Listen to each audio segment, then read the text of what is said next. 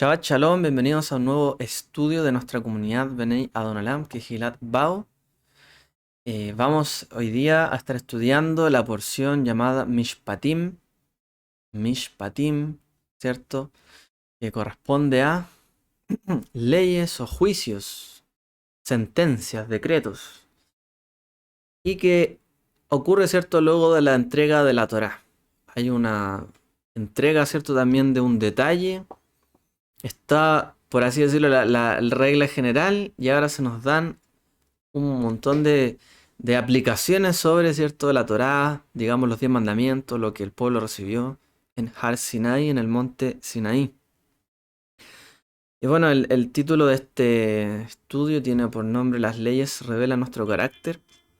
Un poco para entender que los mandamientos, las leyes de Dios, los juicios, las sentencias revelan quiénes somos nosotros realmente. ¿Por qué fue necesario dar a conocer todas estas leyes, sentencias? Realmente es porque necesitan, de alguna manera, el mundo, la sociedad, Dios, todo, ponernos algunos límites. Ya que nosotros transgredimos límites, pasamos a llevar el derecho de otras personas y los derechos también de Dios, digamos, sobre nosotros, sobre lo que tenemos, lo que somos. Y sobre los demás también el derecho de propiedad de otros, es que realmente es necesario que hayan leyes y sentencias. ¿Por qué es necesario esto? Y realmente, ¿cuál debe ser nuestra posición, nuestra posición frente a estas leyes o frente en general a la sentencia, a los juicios que vemos en el mundo? Realmente tenemos que entender que somos un reflejo, o las leyes son un reflejo de las personas, de las sociedades. Por lo tanto, debemos trabajar sobre nuestra vida, sobre nuestro carácter, cuando vemos leyes que a lo mejor están guiándonos por un camino a lo mejor de incorrecto, o decimos realmente, oye, ¿es tan necesario poner mano tan dura? Bueno, es que algo está pasando, ¿cierto?, en la conducta de las personas. Bueno, hablemos un poco sobre esta parashá. En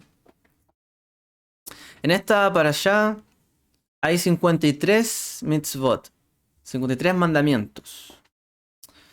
Y se dividen, ¿cierto?, en las diferentes lecturas o diferentes aliyot o sedrot, las divisiones, ¿cierto?, de la parashá. Parte esta porción hablando sobre el esclavo judío o siervo, ¿cierto?, judío, que en realidad en hebreo no hay dos palabras diferentes para esclavo y siervo, es la misma, ¿ya? Por lo tanto, nosotros leemos ahí, ¿cierto?, que éramos siervo, ¿no? El siervo hebreo. Pero también dice éramos esclavos en Egipto. La palabra es la misma, ¿ya? Sí hay una connotación diferente, por eso nuestras Biblias traducen diferente. Pero en estricto rigor, era un esclavo. Entonces, la porción nos empieza a hablar sobre el esclavo o el siervo hebreo, la sierva hebrea también, sobre el homicidio involuntario, sobre el asesinato, sobre el herir a un padre, sobre el secuestro y sobre el maldecir a un padre o una madre. Entonces, en general habla de temas que son que se nos entregó, ¿cierto?, en los Aseret Adibrot, los 10 mandamientos. Pero aquí empieza ya a tocar temas un poco más sociales, temas familiares, temas del hogar, ¿cierto?, que empiezan o que pueden ocurrir. Porque lamentablemente en el mundo hay homicidios, sí, pero hay asesinatos, pero también hay homicidios involuntarios. Entonces alguien podría decir, la Torá dice, no asesinarás. Así dicen los 10 mandamientos. ¿Y qué pasa con los homicidios? Puede haber un homicidio entonces, pero la Torá dice, no asesinarás. Entonces quedaría en el aire el resto de cosas, ¿cierto? Entonces la Torá dice, yo soy Hashem, tu Dios, que te sacó de la tierra de Egipto. ¿Y qué pasa si me vuelvo a ser esclavo? ¿Cierto? De casa de servidumbre te saqué, dice. ¿Y qué pasa si la persona vuelve a una casa de servidumbre? ¿Ya no será Dios quien gobierne sobre su vida? Porque dice, yo soy el Señor tu Dios que te saqué de la tierra de Egipto de casa de servidumbre, ¿cierto? ¿Y si la persona volvía a ser siervo? ¿Quién iba a ser Dios sobre él? ¿O a quién tenía que honrar él? Entonces la Torá nos empieza a hablar, ¿cierto? Empieza a desglosar estos 10 mandamientos, estos grandes mandamientos, para ver los casos que empiezan a ocurrir más allá, ¿cierto? De esos mandamientos tan claros y específicos que son esos 10 enunciados. Entonces el hebreo podría hacerse esclavo nuevamente, claro. Pero el siervo hebreo no debía pretender ser siempre un esclavo o un siervo. Por eso dice que si él decidía seguir siendo un esclavo en la casa de su señor, porque vivía bien y todo el tema, se iba a hacer, ¿cierto? Se iba a horadar la oreja, ser, ¿cierto? Un orificio. ¿Por qué? Porque esa no era la voluntad del Eterno, que fueran siervos o esclavos unos de otros. Estaba rechazando en el fondo que solamente el Eterno iba a ser nuestro amo, nuestro Señor. Por eso era como una especie de castigo, ¿no? Una marca, una señal. Él decidió esto, ok. Él lo decidió, está libre de hacerlo, pero el Eterno quería que todo el pueblo fuera libre. Por lo tanto, llevó una marca en sí. Nuevamente habla esta porción del asesinato, el homicidio involuntario, el herir a los padres. La Torá dice, ¿cierto? Cabé de tabija betimeja. Honra a tu padre y a tu madre. Ese es el mandamiento. Pero aquí habla sobre el herir a los padres. O maldecirlos también. Dice, honrarás. O sea, yo puedo honrarlo, pero por detrás lo maldigo. O puedo a lo mejor decir, no, yo lo honro. ¿En qué sentido? A lo mejor yo cubro su necesidad, pero lo maltrato. Lo maldigo. Lo trato mal. Pero le doy todo lo que necesita. No puede ser. Obviamente es incongruente. Entonces la Torá nos empieza a explicar cómo hay que tratar también con los padres, honrarlo. Eso significa no deshonrarlo. Y eso significa que hay cosas que no se debe hacer y que se acercan prácticamente a un pecado de muerte. Que es lo que se describen aquí, ¿cierto? En esta porción, varios pecados de muerte. Como el secuestro, por ejemplo. La Torá dice, no asesinarás o no matarás, ¿cierto? Hay incluso quien habla y quien traduce eso como no secuestrarás. Hay quien lo aplica a ese sentido incluso. ¿Por qué? Porque está relacionado ya en hebreo, por lo menos con ese término de como quitar la vida a una persona es como un secuestro, ¿ya? Entonces el secuestro queda prohibido como pecado de muerte también, como una especie de asesinato. Luego la segunda liana nos habla también de qué pasa si se mata a un siervo hebreo. Toca el tema de los daños personales, las lesiones que podían ocasionarle algún amo a su esclavo. Es un buey que mataba a una persona o dañaba, ¿cierto?, a la propiedad del vecino. ¿Qué pasa cuando había un pozo en el suelo? Un orificio, ¿cierto? Un evento, como decimos aquí en Chile. Un evento y eso ocasionaba una lesión. Daños también por un corneo, ¿cierto? De un animal o de un buey. Y también si había un robo. Entonces, dice, no hurtarás. Bueno, ¿qué pasa en los diferentes casos? ¿Qué pasa si se hurta a un vecino, a un cercano, a un lejano? ¿Qué pasa si fue de día, si fue de noche? ¿Qué responsabilidad hay si alguien vio o no vio? ¿Y si se descubre? ¿Y si confiesa? ¿Y qué tiene que devolver? Porque la Torá dice no hurtarás, pero ¿qué pasa si alguien hurta? Los 10 mandamientos dicen eso. ¿Y qué pasa si alguien hurta? No hurtarás. Oh, hurté, no me pasó nada. Bueno, tiene que haber una sanción, una consecuencia. Por lo tanto, entendemos, ¿cierto? A raíz de todo esto, que ya hasta aquí hemos explicado, todavía no hablamos, no llegamos ni a la mitad de la porción de lo que es. Pero obviamente nos damos cuenta de que las leyes son absolutamente necesarias. Los 10 mandamientos hay que seguirlos, sí, Baruch Hashem. Es un gran ejemplo, ¿cierto?, de lo que hay que hacer en nuestra vida, en nuestra sociedad, etc. Pero no lo es todo. Tenemos que tener más explicación y aplicabilidad en cuanto a las leyes y las sentencias. Un pueblo, una nación, nosotros los creyentes, seguidores del Eterno, no podemos quedarnos simplemente con lo general. No podemos quedarnos simplemente, hoy hay que hacer esto y esto otro, ya, listo. No, porque ocurren casos y casos. Y cuando la gente juzga, ¿cierto? A las demás personas, no la juzga porque la gente dice, oye, no hay que robar. Sino que esta persona le roba a otro a lo mejor en pequeñas cosas, o en tiempo, o aquí o allá. La gente empieza a hilar fino. Y nuestro testimonio también depende de ese hilar fino, ¿cierto? Cómo nos conducimos con las demás personas, con el derecho que otros poseen y con lo que nosotros predicamos, por otro lado, ¿cierto? Entonces, obviamente, las leyes también muestran qué tan refinado está nuestro carácter y nuestro caminar, nuestro andar en Dios. Nuestro perfeccionamiento del alma, pero también, ¿cierto?, del intelecto y de cómo resolvemos los problemas con las demás personas. Las leyes nos van mostrando, obviamente, porque los 10 mandamientos y todos los mandamientos tienen el Espíritu de Dios, ¿cierto? Está la ley moral de Dios allí. Pero eso también se puede desglosar en un montón de cosas. Y Dios espera de nosotros que a través de sus leyes, sus mandamientos, podamos nosotros revelar su carácter, el carácter de Dios en cada cosa. Allá tenemos que apuntar, obviamente. Así que la Torah siempre se puede hilar más fino. A lo mejor hay un mandamiento que no aplica a lo mejor en mi vida, pero siempre se puede hilar fino y perfeccionarnos.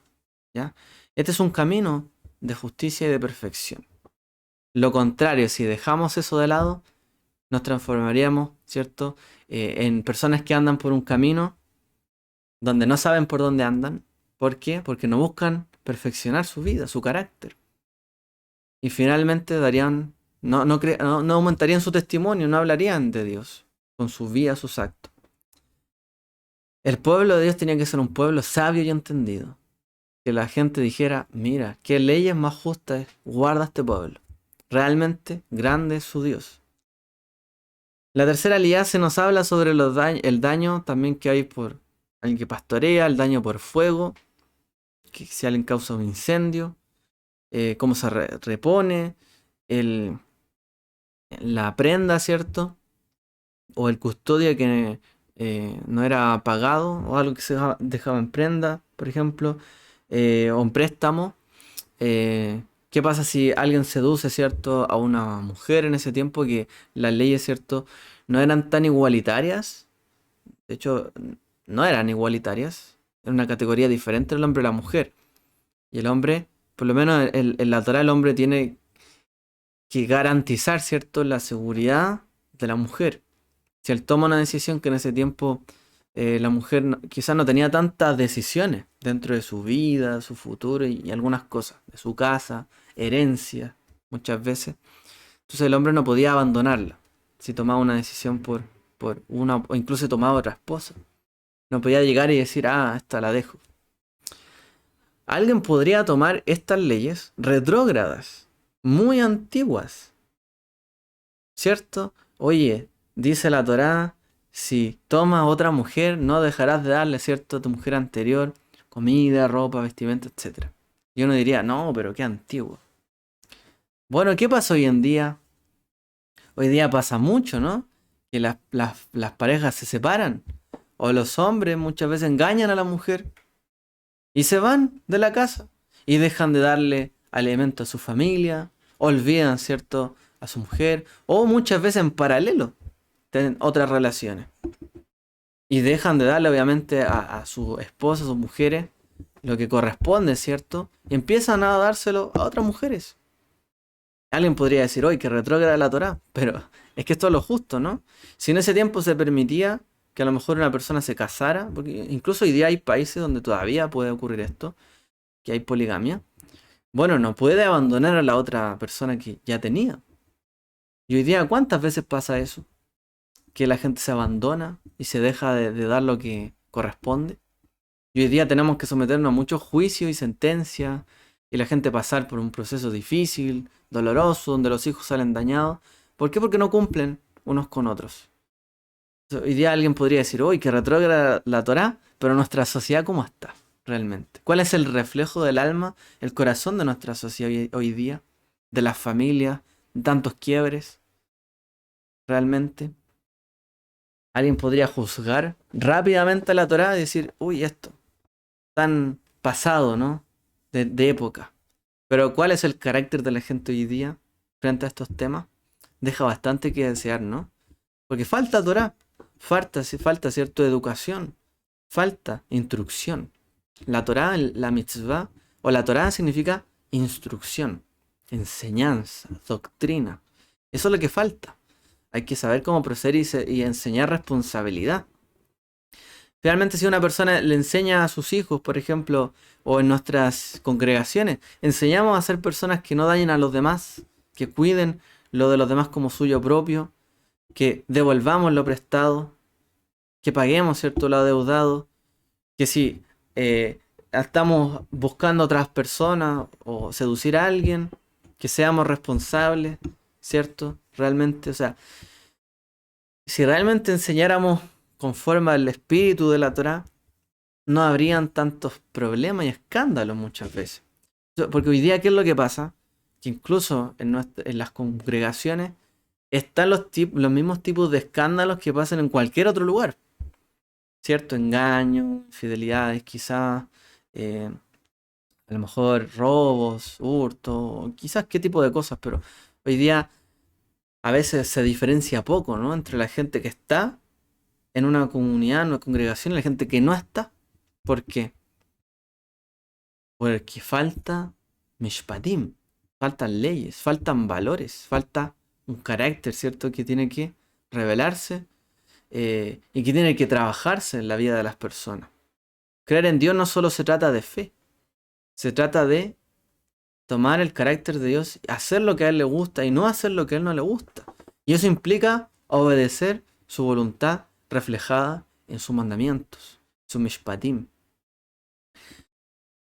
En efecto, de hecho, una de las razones por qué Israel fue desterrado de su tierra, en Babilonia, fue por no cumplir estas leyes de los mishpatim, lo que leemos en esta porción, en efecto. La Torá sigue condenando prácticas de idolatría, ocultismo, el tema del dinero lo regula, nos habla de que tenemos que aceptar, ¿cierto?, la justicia de los jueces, tenemos que hacer conforme a esto. Nos habla de también los animales que son silvestres o callejeros, el animal que se ha caído. Y nos habla de la justicia y del año de la Shemitah, el año de la remisión, el séptimo año. 6 años trabajarás en la tierra, el séptimo año lo dejarás descansando. Junto con ello nos habla sobre las fiestas, también, que son de descanso, Shabbat, Pesach, Shavuot, Sukkot, donde también eran fechas agrícolas, donde se llevaban diezmos, por ejemplo. Se prohíbe leche y carne.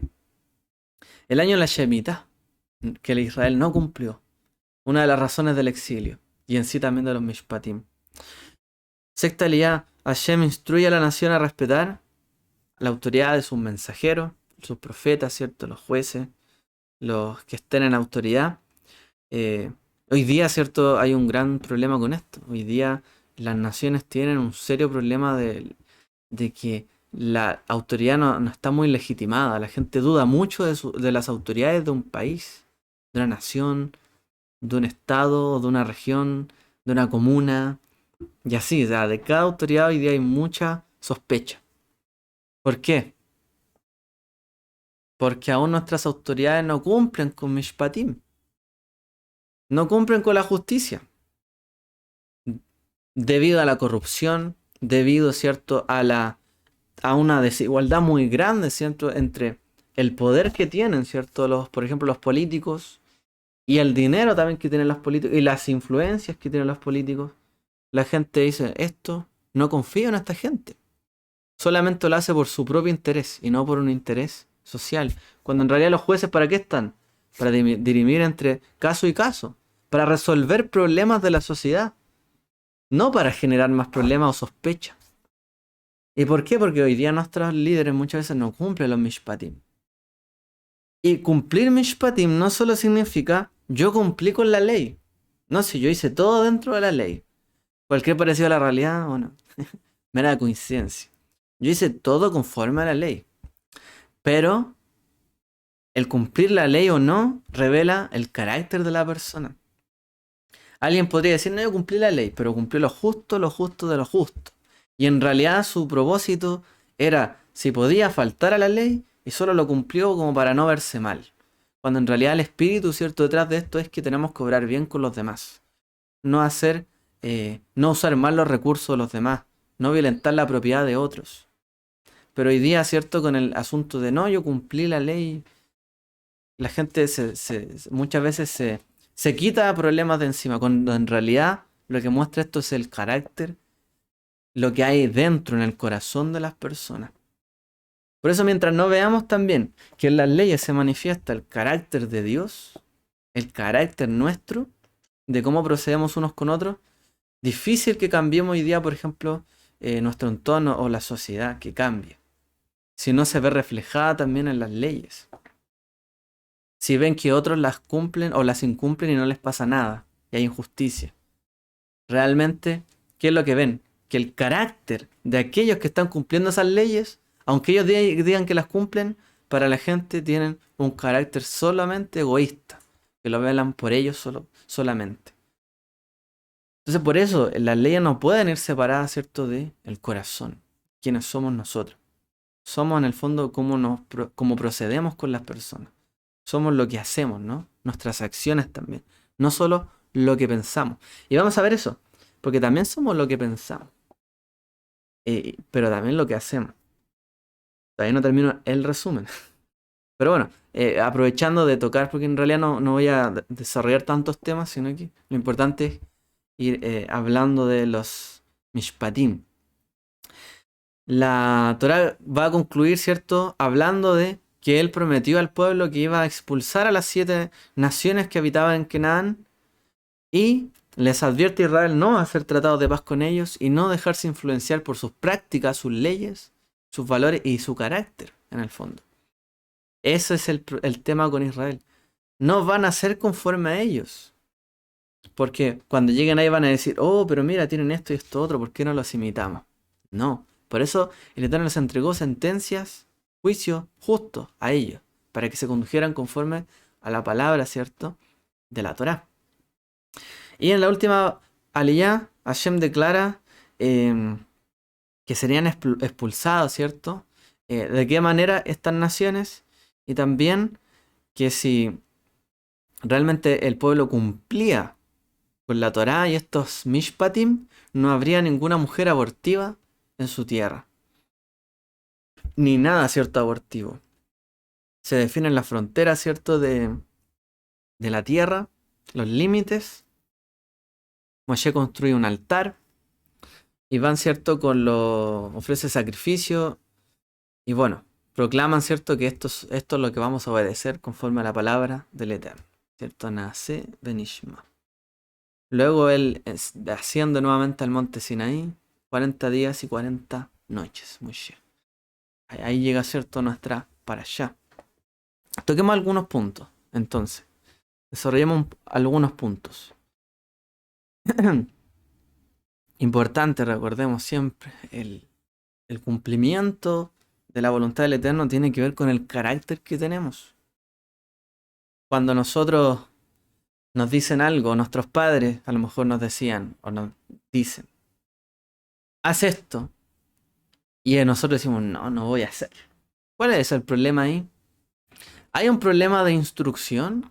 ¿Fue mal dada la instrucción? A lo mejor la instrucción está clara. El problema es el carácter, lo que hay en el corazón de la persona.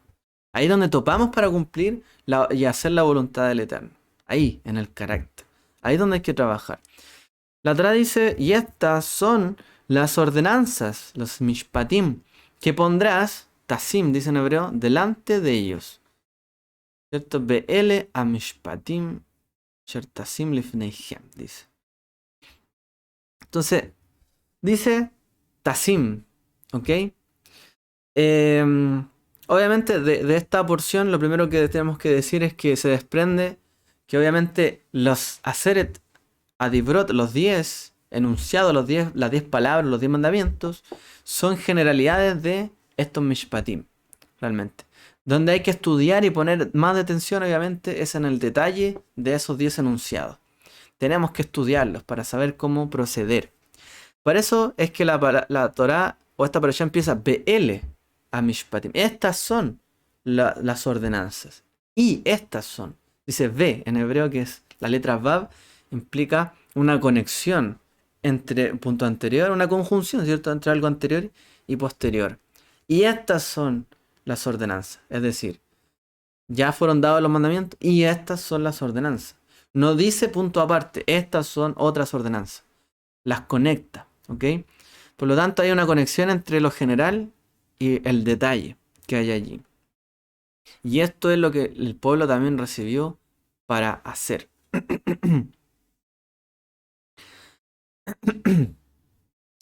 Em, Hay algo interesante al respecto.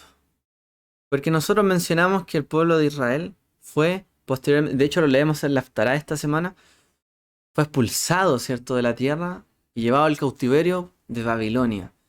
Pero antes que esto hay otro, digamos, otro tipo cautiverio, otra destrucción que ocurre en la Torá, una destrucción grande, que es por ejemplo la de la generación del diluvio. También fueron desterrados, dice. Tanto así que se inundó todo para que no tocaran la tierra, prácticamente. Ese destierro total. Bueno, la parashá dice así, y estas son las ordenanzas que Tassim dice pondrá delante de ellos. Y en base a eso los sabios comentan, por ejemplo, y lo conectan con el pasaje de Job, o Job 4:20, donde dice, son entre la mañana y entre la tarde, son hechos pedazos, sin contemplación, y dice Meisim en hebreo, perecen, para siempre. Y los sabios dicen, en realidad este pasaje de Job, donde dice entre la mañana y la tarde son hechos pedazos, son molidos, sin contemplación, sin meisim, perecen por siempre. Ellos conectan la palabra tasim con meisim, o mesim, en la construcción, ¿cierto?, de las palabras. Ellos dicen, están relacionadas la palabra contemplación con la palabra pondrás. En el fondo, ellos están diciendo, la generación del diluvio fueron destruidos o hechos pedazos desde la mañana hasta la tarde, todo ese tiempo, sin contemplación porque no contemplaron ellos los mishpatim de Dios, o los mishpatim, o no eran personas que se condujeran bien unos con otros. Porque los mishpatim son las leyes sociales. Ben Adam le javeró, entre entre un hombre, entre una persona y su prójimo. Entre el derecho de una persona, el derecho de propiedad y el derecho de propiedad del prójimo. Eso está hablando la Torá. Entonces dicen los sabios, la generación del diluvio pereció también porque no practicó mishpatim. El pueblo de Israel fue desterrado desde la tierra de Israel en el primer exilio de Babilonia porque no practicaron mishpatim. Y al respecto de esto, dicen, ¿y por qué fue destruida esta nación? Si en realidad en otra ocasión los rabinos enseñan, en general, que el problema de ellos fue el robo, que había un robo generalizado. Esa generación practicó el robo, la del diluvio, y por eso fueron destruidos. Bueno, el robo es uno de los mishpat, ¿cierto? No robarás, no hurtarás. Entonces, ¿cuál es la explicación? ¿Por qué conectan este pasaje con la generación del diluvio?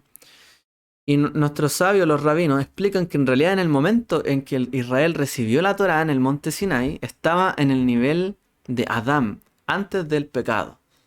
Estaban en un nivel tan elevado como Adán, antes de pecar, en ese momento cuando recibieron la Torá.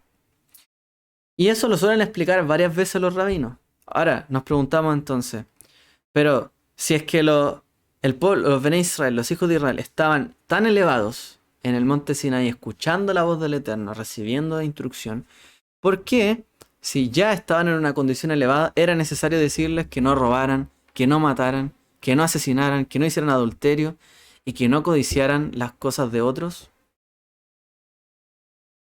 Se supone que estamos elevados, estamos, ¿cierto?, en el momento espiritual más elevado de todos, en el monte, escuchando la voz de Dios.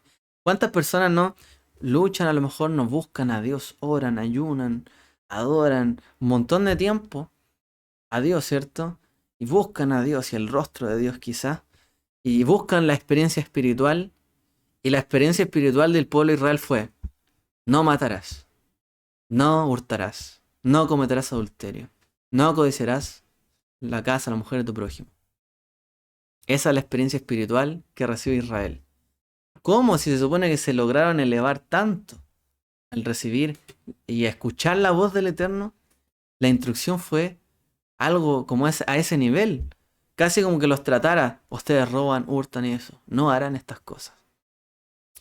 Entonces, ahí nos tenemos que preguntar realmente esa experiencia tan elevada con Dios que muchos buscan, ¿será solo algo etéreo en el aire o realmente el Eterno busca algo de nosotros? ¿Cómo tenemos que comportarnos? Bueno, y el rabino, en este caso, comentario, el rabino Schulman dice, la comprensión del mundo de estos pecados difiere de la comprensión de la Torá de ellos. ¿A qué se refiere? En Coelet, que aquí aparece también, el libro de Eclesiastés dice, porque Elohim traerá toda obra a juicio, junto con todo lo oculto, sea bueno o sea malo. Ok. Nuevamente, porque Elohim, Dios, traerá toda obra a juicio. Uno de los principios de fe, ¿cierto? Hay un juicio. Junto con todo lo oculto, sea bueno o sea malo. Todo va a ser pasado a juicio, sea bueno o sea malo. Eso dice la Torá, ¿cierto? Eso dice el Coelet, el Eclesiastés, el predicador. Entonces se preguntan los sabios, ¿y por qué dice que el bien necesita ser juzgado? ¿Por qué el bien sería parte, por ejemplo, de un mishpat, un juicio? ¿No acaso sería solo hablar de lo malo? ¿Por qué, en el fondo, el Eterno le da una experiencia así al pueblo de Israel, solo hablándole como cosas, entre comillas, malas? Salvo lo primero, yo soy Hashem tu Dios. Pero después no harás idolatría, no harás acá, no harás acá, no harás acá. Entonces, responden los mismos sabios que se refiere, por ejemplo, a cuando una persona le da una limosna a un pobre o a un indigente en público, humillándolo, por ejemplo. A los ojos de la Torá eso también es un asesinato, dicen los sabios. Para entender un poco lo que están diciendo. ¿Por qué necesita ser el bien juzgado? Porque incluso las obras que son buenas o aparentan ser buenas, pueden incluso tener algo que ser juzgado. Por ejemplo, una persona que hace o le ayuda a otra persona en público, haciendo notar su necesidad o diciendo que esa persona está más baja que yo, incluso ese acto de bien, uno diría, oh, lo voy a ayudar, le doy una limosna, toma. Puede ser incluso juzgado. Incluso puede ser estar a un nivel de un asesinato. Conectemos nuevamente.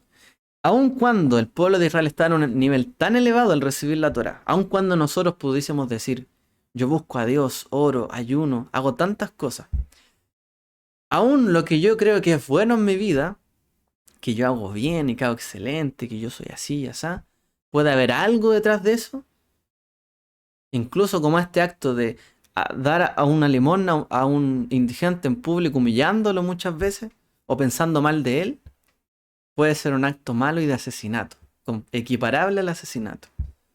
Aun cuando la persona crea estar muy elevada, dentro de sí, a lo mejor en su carácter, en su corazón, está el humillar a otro, oprimir a otro, pensar mal del otro.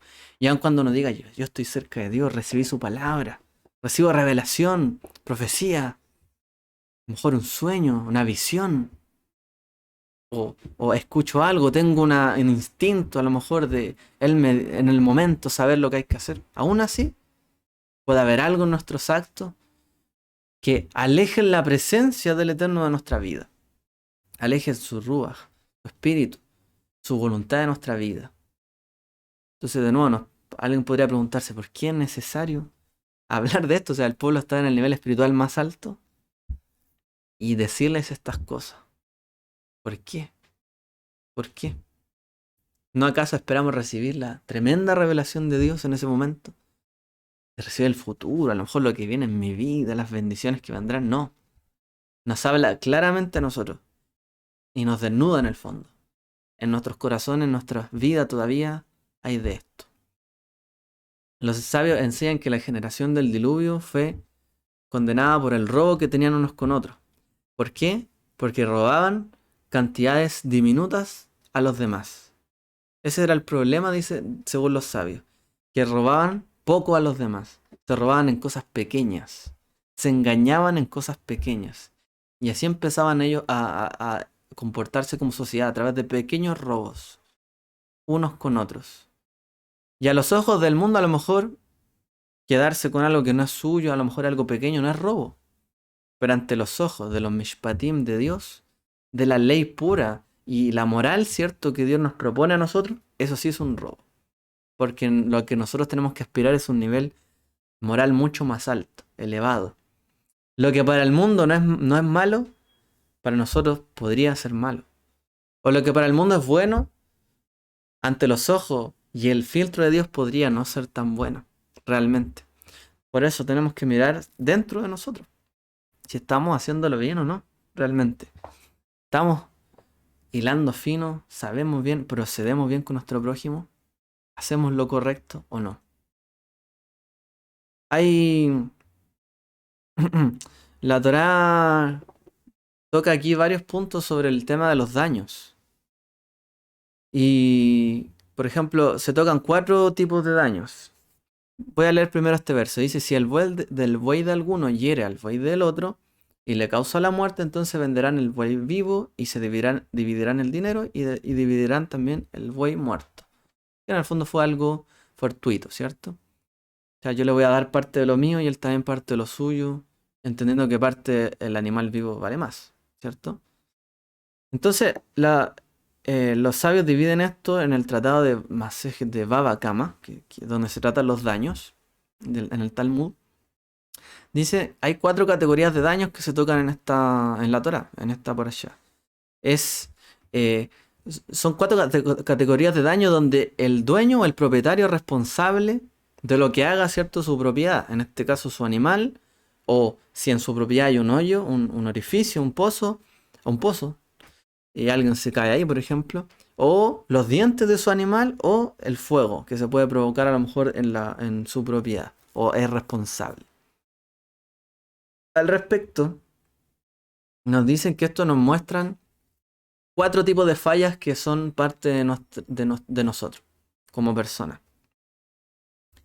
Y lo relacionan con algunas palabras en hebreo. Por ejemplo, la palabra shor, que significa en hebreo buey, está relacionado con, dicen ellos, con la palabra ashurenu, que significa lo miraré. Y citan ahí un pasaje de Números 24:17.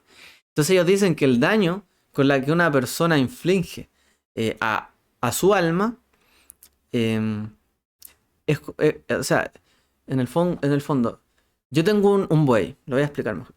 Tengo un buey y mi buey dañó a otra persona y no me di cuenta y resulta que hizo un daño. Es similar al daño que una persona inflige a su alma al dejar que sus ojos, lo que miran, por eso relaciona la palabra buey con mirar, aunque sus ojos divaguen o en realidad no estén enfocados, ¿cierto? Entonces uno causa daño sobre sí, al alma de uno o al alma del otro cuando nuestros ojos se desvían, divagan. Cuando no tengo atención en mis cosas, en mi propiedad. Cuando no pongo atención en lo mío, muchas veces lo que es mío puede dañar a otros. Porque yo no le puse límites, no puse cuidado, no puse controles. Me descuido y lo que yo tengo daña a otros. Mis ojos divagaron. Y eso es un reflejo del alma. Es que en realidad el alma de la persona está divagando. No está poniendo atención, no está mirando lo que debe mirar. No está enfocada. A lo mejor tiene muchas cosas, pero lo que él hace o cómo actúa genera daño en las otras personas. No sé si a usted le ha pasado alguna vez. Muchas veces uno actúa de alguna manera y daña a las personas.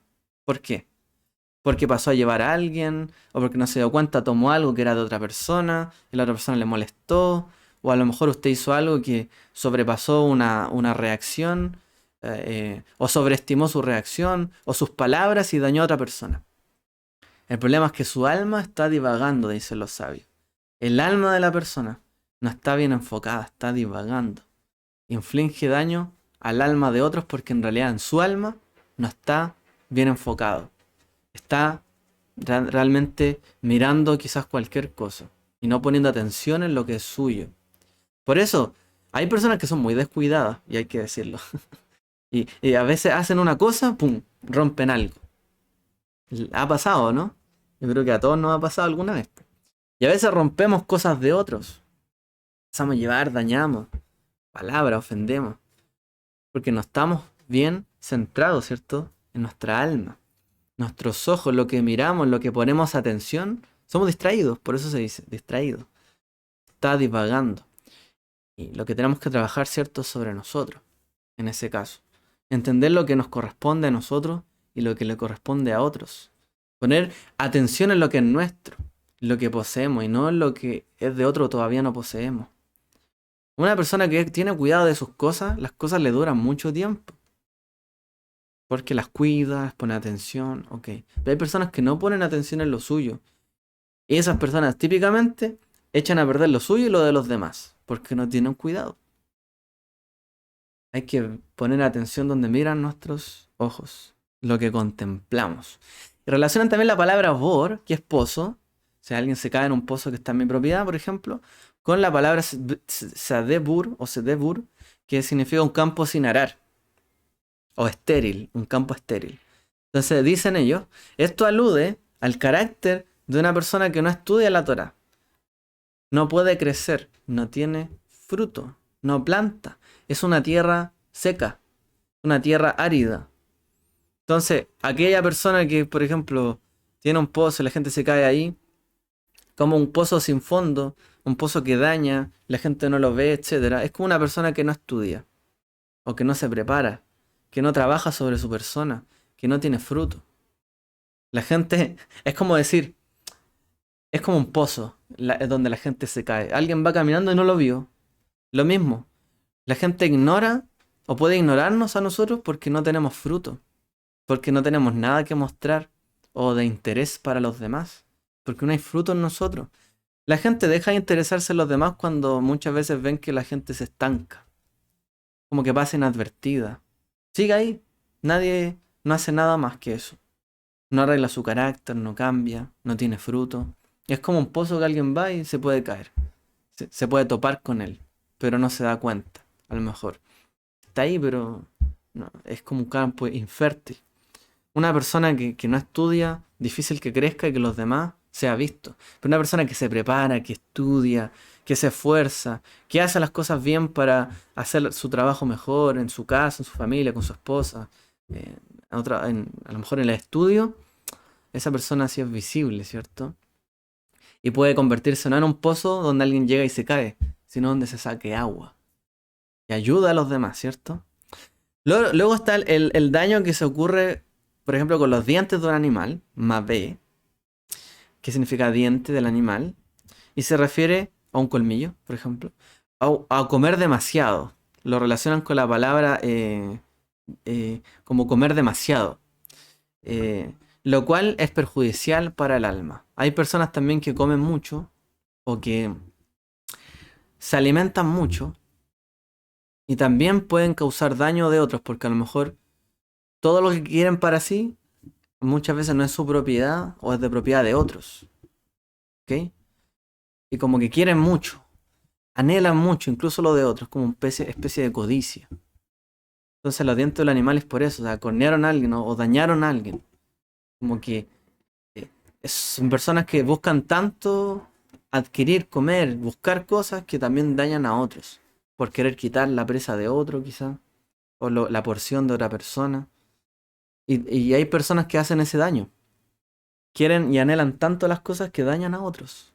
¿Por qué? Porque son codiciosos de alma. Y también está el tema del fuego, el último.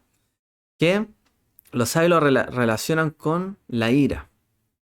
El que causa daño con el fuego es como una persona que causa daño con la ira.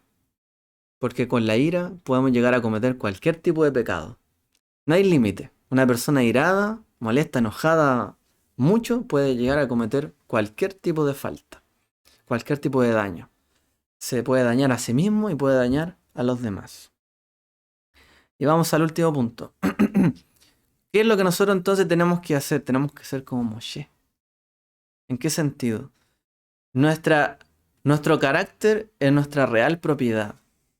Esta parashá habla sobre todo no dañar a otros, cosas civiles, pero ¿qué es lo que realmente poseemos nosotros? A lo mejor alguien puede decir, yo poseo, no sé, por ejemplo, un buey. Esa es mi posesión. Pero, ¿eso es todo lo que uno posee realmente? ¿Y qué pasa si alguien me roba el buey? Ya no lo poseo. Nuestra real propiedad, ¿qué es?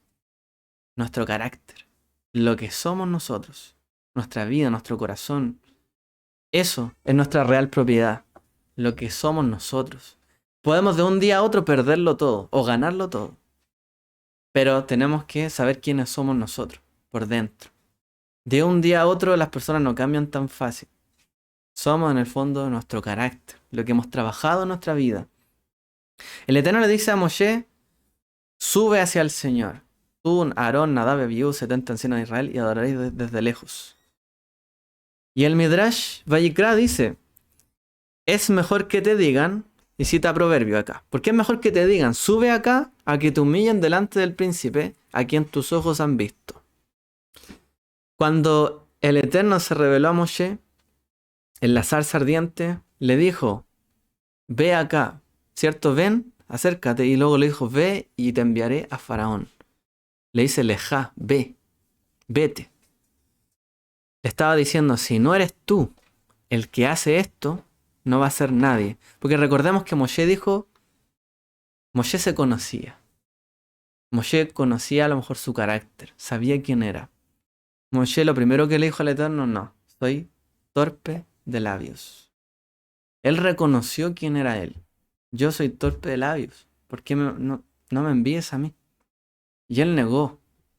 Pero él lo que no hizo fue decir, no, yo voy al tiro, de inmediato. Yo soy el primero en ir. Dice el proverbio, mejor que te digan sube acá, a que te humillen. Y Dios siempre le habla a Moshe diciendo, Moshe, haz esto, sube. Moshe, el Eterno siempre invitó a Moshe. Ve al faraón. Y Moshe decía, pero mis condiciones, aquí es difícil esto. Ve, yo te voy a apoyar y a respaldar. Porque si tú no vas, nadie, ¿quién va? ¿Quién lo va a hacer? El Eterno invitó a Moshe que no confiara, o sea, porque Moshe no confiaba tanto en su carácter, en quién era. No era una persona hiper segura de sí mismo. Pero el Eterno confió en él. Y hizo que Moshe confiara también en lo que él iba a hacer cuando él lo enviara. Si no eres tú, Moshe, quien lo redima, ¿quién va a ser? Nuevamente, cuando Moshe, el Eterno le dice a Moshe, están a punto de cruzar el mar, están ahí atrapados, y le dice, levanta tu bastón y extiende tu brazo sobre el mar y divídelo. No fue Moshe el que dijo, vamos, pueblo de Israel, a pasar aquí con toda la fe. Extiendo mi vara y pasamos. El Eterno le dice, Moshe, levanta el bastón, extiende tu brazo. Porque si no lo haces tú, nadie más lo va a hacer. También, cuando vemos acá, ¿cierto? Que el Eterno invita a Moshe en el monte Sinaí, le dice, sube tú, Hashem. Porque si tú no subes, nadie más va a subir. Y también, por ejemplo, cuando estaban en la tienda de reunión, en el Ohel Moed, también le dice, ¿por qué te vas a rebajar a ti mismo? No es otra persona. Cuando le dice eso, en el momento cuando dice que él entre. O sea, eres tú el que tiene que entrar, no es otro. Yo te estoy invitando a ti a entrar al lugar. Y esto no es así con todas las personas, porque dice el Midrash, porque a Moshe le dijo y llamó, Vayikra Moshe. Empieza el libro Levítico diciendo, Vayikra Moshe. Y llamó a Moshe. Vayikra, Hashem, perdón, el Moshe. Llamó el Eterno a Moshe. Ok. Entonces, el punto es, ¿cierto?, de que fue debido a la humildad de Moshe, a que él se conocía, su carácter, y que su carácter no era de apropiarse en el fondo las cosas. El Eterno siempre lo invitó a él, siempre lo invitó, para que él, sabiendo que era débil, que tenía dificultad, que tenía debilidades en el fondo, Moshe reconoció su carácter, pero el Eterno le invitó a ir, porque yo te voy a dar el respaldo. Yo te voy a dar a ti el respaldo. No porque tú quieras, no porque dependa de ti, no porque tú te creas capaz, sino porque yo te estoy enviando a ti. Yo te estoy dando a ti algo. ¿Ok? Y también citan los sabios en este Midrash que El Eclesiastés también dice, no hay hombre en la tierra que sea justo y no peque. Y que haga siempre el bien, y sea justo y no peque. Entonces, Moshe, dicen que ante este versículo, Moshe, ¿qué diría? Yo, es tan fuerte que diga eso la Torah, o que diga la Escritura. No hay hombre que sea justo, que no peque, que haga siempre el bien. ¿Cómo yo voy a pretender ser una persona que hago siempre el bien y no peco y hago todo bien? Por lo tanto, espero siempre. Sé y conozco mi vida, mis imperfecciones, mis debilidades, pero en cuanto al llamado de Dios, lo obedezco. Siempre voy a estar ahí. Voy a moldear mi carácter para lo que el Eterno me pida hacer, lo voy a hacer bien, con excelencia.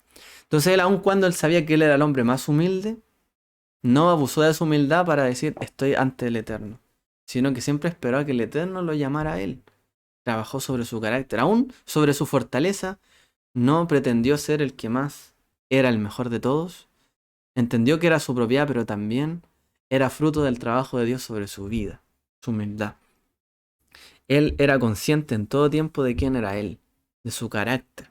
Por eso él no, al fondo se abstuvo, no pecó, no cayó en tantas cosas.